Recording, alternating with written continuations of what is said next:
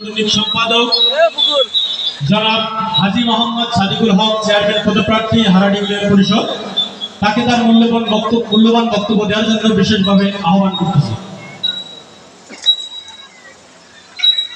বিসমিল্লাহির রহমানির রহিম।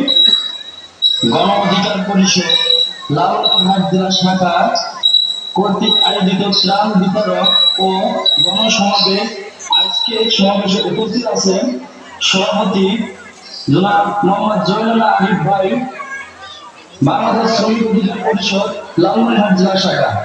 আরো উপস্থিত আছেন প্রধান অতিথি ভার্চুয়ালি তরুণের আইকন ফেসিবাদ বিরোধী গণ অভ্যুত্থানের মহানায়ক জনাব বিপিনুল্লাহ ভাই।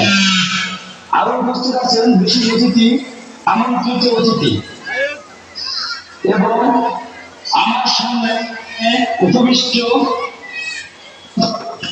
শ্রমিক পরিষদের পক্ষ থেকে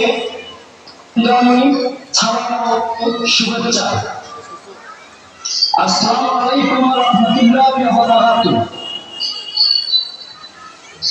প্রিয় সংগ্রামী উপস্থিতি, আপনার